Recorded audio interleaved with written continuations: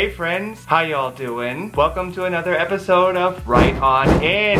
I seriously cannot even believe that that's already like the 9th time that I've said that. I feel like it's already been like 3 years since I recorded the first episode of this little show, but it's only been a month. I'm actually super excited to be here, and if you don't already know, my name is Andrew J. Stillman, and I am taking us on something of a little bit of a novel writing journey together. I'm super thankful that you are all here as well, and if this is the first time that you're here, so far on this little journey of ours, we've covered where ideas come from, and in the last video, we went over developing your characters. If you did watch that little character development video, you will notice that your boy here is not drunk the way that he was in that video. It's an idea that I had, still might have, still kind of want to explore, but that was my first time really venturing out into that idea, and I have no idea still as of this recording how people felt about that. I had a great time with that video, I'm not gonna lie, but even though I would love for these videos to be fun and upbeat, I also don't really want to destroy the integrity of the show and what I'm trying to teach you. So if that whole drunk thing wasn't really that exciting for you, please just let me know. I don't want the integrity of the things that I have to say to be overlooked because of the fact that I'm wasted. I won't have any opinions on that video until I'm finished recording all of these videos for the month. So whether you liked it or not, just let me know. And if the my drunk writing thing is something that you think is funny, I can continue it in the future. And if it's not, then I can just not continue it in the future. I'm still kind of new to this whole YouTube thing, so I'm just experimenting and seeing what works and what doesn't. If you haven't seen that video already, outside of the drunkenness, there is still tutorial aspects in it, so you can check out that video as well as the video about where ideas come from, linked down in the description box. While you're there, you can take a moment to also press onto that subscribe button so that for the rest of the month and beyond, you can be with me as we continue to develop our novels and get ready for National Novel Writing Month in November of 2020. After you hit that little subscribe button, make sure to hit the little bell right next to it so that you don't have to worry about missing any of these videos, and by the end of October your book's already going to be ready to go. Today, instead of wine, we are going to pour ourselves a cup or two of coffee. I here have my NaNoWriMo mug. I said Remo in the last video, I'm going to say Rimo in this one because I'm not drunk and aggressive. Every time I take place, actually in November, I always try to buy some merch, so this is not the only piece of merch, but just the one I'm gonna have today. And while we drink our coffee, we are gonna go over another topic that makes a lot of people cringe. Understanding your genre of choice. Yeesh. All of you non-writers and first-time writers out there might not understand why that is such a hot topic. But if you don't understand why that's such a headache, stay tuned. We'll all want to bash our heads through the window together by the end of this video. Nah, I'm just kidding. It's not that bad. Or is it? I suppose we're gonna have to find out, aren't we? So without further ado, let's get right on in. Okay, so you have an idea for a book. You've spent some time developing the people who are going to lead your story, and you have to pick a genre. First of all, what is a genre? Great question. And in case you didn't know, the literal definition is a class or category of artistic endeavor having a particular form, content, technique, or the like. And thus, Nicholas Sparks writes romance books. J.R.R. Tolkien wrote adult fantasy books. Stephen King writes horror books. You get the gist. Genre, to the non-writer, might sound simple, but trust me, it's not. Especially when you consider the fact that I, for the purpose of these tutorials, am working on a dark fantasy book, and that in and of itself already takes the idea of fantasy and brings out a sub-genre.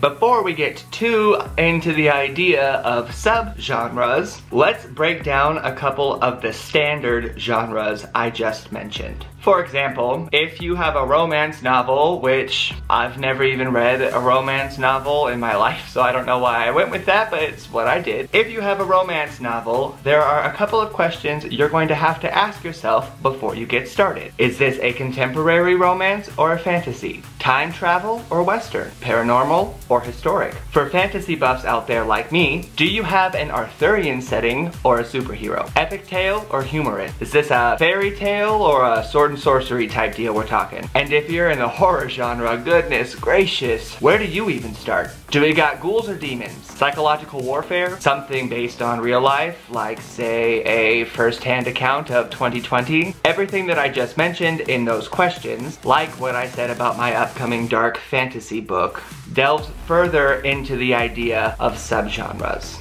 Any search through something as simple as like the Amazon Kindle store will show you how each subgenre then fits into its parent category. You stressed out yet? It's alright, we haven't even gotten started. To figure out your subgenre, which is really something to focus on for self-published authors especially, you need to think about your target audience, competitive titles, what's hot on the market, similar authors, what trends have already come and gone. If you're dealing with a tired trope or a cliche, it's a whole huge mess. And don't worry, we're gonna talk about the whole trope cliche thing in just a minute, but honestly, it can really turn into a mess. And here you thought all you had to do was say, I'm just writing the story of my life. Well, that's great, but is your life humorous or scary? Are you gay or straight? Are these travelogues or self-help narratives? You giving me cooking advice or are we talking health and wellness? These are all things that you need to address when choosing a subgenre. To simply say, I'm writing a book about my life, discredits both you as the author and the subgenre that your book fits into. Instead of saying, I'm writing a book about my life, you could just as easily say, I'm writing a business book about how I turned myself into a self-made millionaire in 6 months. Both of those sentences might equally be true, but which book would you gravitate toward? If this has stressed you out at all, that's why we're going through this together and I'm breaking it down step by step for you. It's really just information you need to know. It's not stuff that you need to stress out too much about at this point. For now, simply determining the overall genre of your book, like instead of me saying dark fantasy, I can just say fantasy. That's all you gotta do for now. Now, you can figure this all out right now if it doesn't stress you out, but it's really something that you should just keep most of your focuses on in the editing stage if you're having a hard time just getting into your novel in the first place. We're obviously super far away from the editing stage right now because we haven't even written our first draft. The first draft is supposed to be kind of bad. Anyone will tell you that, especially if you're trying to write a book for the first time. So that's just why I don't want us to get too stressed out about it today. Again, it's just something to keep in the back of your mind if you are writing something that you think you might eventually want to sell. The good news is your book can fit into multiple genres and subgenres, and if you successfully dabble in multiple genres, you get a genre bending type of accolade, which makes you sound like a pretty cool author, I think. I don't have any genre bending book, so that's just my personal opinion, but I think it's cool when authors can successfully blend together 2 or more genres. Think historical fiction as like the most basic example of like a genre bending type situation. For the October-November 2020 National Novel Writing Month purposes, just pick the genre that your story closest fits into. Even if you're only writing this book for fun or as a hobby, it's still good to at least categorize it into something so it can help you stay focused on things that you can and cannot do in that book. For example, if you're writing a book on parenting advice, you are not going to have a chapter about rescuing a baby from a dragon. Although hey, you could, and that would be a hell of a story worth sharing, but I don't know how it would fit into parenting advice. Unless of course it's a true story, in which case we would all be ready to read that story because we probably would already know that it happened. But even if it's not a true story, you can take your stab at genre bending with it. Parental advice via fantasy novels. There you go. Before we go, I want to touch on a couple of words that I used earlier on in this video. Tropes and cliches. These two actually sound very similar by definition, but I'm gonna break them down just a little bit more to show you how they're actually different. A trope is essentially a figure of speech, or a commonly used theme in a genre like fantasy. A cliche is an overused piece of writing that's just been used so many times, we are all tired of seeing it. Think waiting for the results lasted an eternity. I straight up, for an eternity, I used probably 200-300 times the first time I wrote a book. It's okay to get them out during the writing stage, just make sure you get them out during the edits. As stated before, these two kind of sound one and the same, but they're not. For one, a trope can be used, especially if it's executed correctly. A cliché marks you as a lazy writer. Examples of tropes in fantasy include a dark lord, a chosen one, an orphan child who goes on to be the one person that everything falls on, or one that I've fallen into myself in a fantasy series and I'm sticking to it, medieval settings. That's only a couple of examples of literally hundreds of tropes in the fantasy genre. Again, if executed correctly, they're passable. I can and probably will make an entire video about the differences between tropes and cliches, but again, I'm trying to avoid some of that more in-depth detail as of now, because I don't want you to get too focused in on all of that before we actually get there. Since I also know, or at least assume, that not everybody out there will be writing a fantasy book like myself, here are a couple of other commonly seen tropes throughout multiple genres. Love triangles, good guy falling for bad guy that they're supposed to destroy in some way, rags to riches stories, conspiracy theories, and again, just a few of many examples, but I do encourage you to look for the specific tropes as found in your genre as much as you can, if for nothing better than brainstorming ideas on ways you can tackle this with a fresh, unique, original voice. Also, outside of literally just Googling common tropes seen in your genre of choice, I also recommend reading as many books as possible in that genre. I get it, I hear you, not everybody has time to read, and not everybody is a fast reader. Two things. One, writing is reading and reading is writing. If you want to be a better writer, you're going to have to read as much as you can. Just is what it is. Treat reading like you treat writing. Even if you only read a couple of hundred words a day, at least it's a couple hundred more than you would have read if you would have just complained about it the whole time. Don't hate me for being real. Two, consider audiobooks. Personally, I have a hard time with audiobooks because I usually put audio on for background noise and I find myself spacing and thinking of my own things instead of investing in the actual story. Since audiobooks sell and sell well, there are clearly plenty of people out there who disagree with me. And that's great, especially if you don't have much time to read and you're into the audiobook scene. You can put on a book anytime you clean or drive or write, maybe anytime. So make sure you read. And if you really do wish that you could read more but your reading speed just isn't there, I am actually going to share a couple of reading tips in some of these tutorial videos, so stay tuned. For me, I am actually going to go through the current top-selling dark fantasy books as of now, and I'm going to buy one or two to help me in crafting this story. Even though dark fantasy is kind of in my general arena, I usually write more high fantasy or sword and sorcery type fantasy. Before I let you go, however, one more thing I want to talk about. Cliches.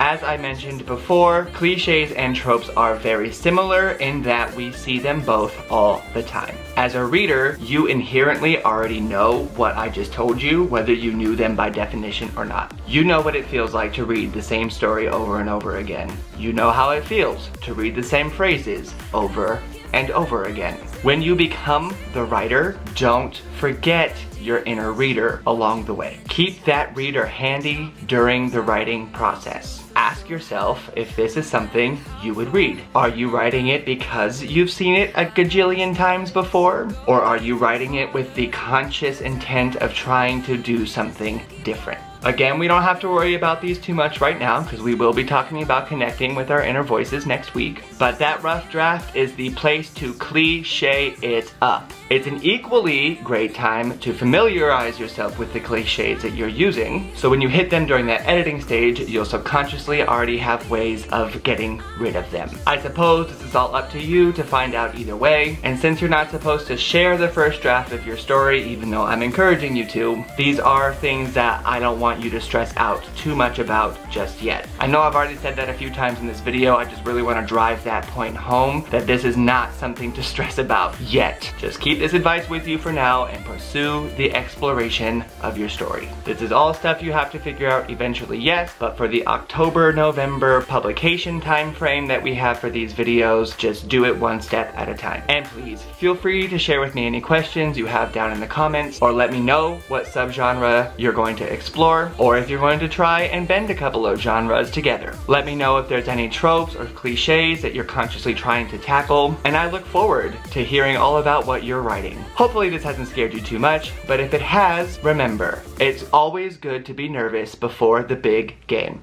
Being nervous means you care, so ride out those nerves and let them tingle. Plus, if you've been with me and done these exercises over the last couple of weeks, you're already on your way to writing a book.